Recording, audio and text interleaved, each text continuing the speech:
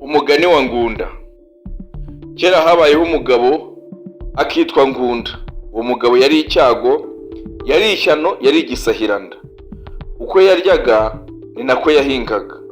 Yahingaga rubona yose agakubitaho na musasu. Iyo niyo yari isambuye. Ndetse ngo amabimba y'u Rwanda na amabimba Ngunda yashingaga. Umugabo yari afite imirima ku Nyundo ya Bugoyi. Arakunyarukira ashaka umugore akaba umukobwa wa Gacuma. Arongera ashaka undi akaba umukobwa wa Mirenge ku Ntenyo. Ashakiraho n'abandi bane, bose bashyika 6. Ukuntu yaryaga nta mugore umwe wajyaga kumubumba. Umunsi umwe Ngunda aribwira ati, ngiye kwa data bukwe kumuha umubyizi. Ngunda kugendera no ku Ntenyo abwira kwa sebukwe ati, munkwikirira amasuka 50 ye kubaha umubyizi. Kwa sebukwe bakaba bakungu, amasuka barayakwikira, barayamuha ajya guhinga.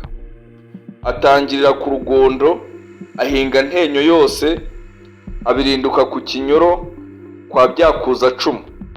Ngunda agakubita isuka hasi 2, ubwa gatatu akazamura agafuni. Ngunda amara atya amasuka yose, ntiyasigaza n'imwe, abona guhingura. Nuko wa murima Ngunda ahinze, Mirenge yawoherezamo abatezi. Abatezi bakorera kubura hasi no kubura hejuru, barihata cyane, ariko ubuhinge burabananira. Mirenge bibonye ati, uyu muntu waduhingiye atya natwe tumuhembe. Babaga ingumba akabombo, bashesha amafu, bavomesha amazi yo kuvuga imitsima, benga n'amayoga menshi, ndetse n'abaturanyi bazana amazimano. Inyama zimaze gushya n'imitsima imaze kuvugwa, bazana ibidasesa badendezaho inyama. Bazana n'imbehe nyinshi buzuza umufa. Bakwiza ibindi by'inzoga mu nzu yose. Amarobe y'imitsima bayuzuza ibyibo n'amakangara. Byose bamaze kubitunganya, bahamagara umuko wabo ngo naza afungure. Maze bamuha amazi arakaraba. Bamubisa mu nzu ararya. Muramu we abarira ko amaze kurya, amushyira amazi yo gukaraba. Ngunda amubonye aramubwira ati, nge nduzi ko inka nyitonoye, abahungu bayiriye, bariye inka iryoshye. Kwa Mirenge bumvise iryo jambo barumirwa.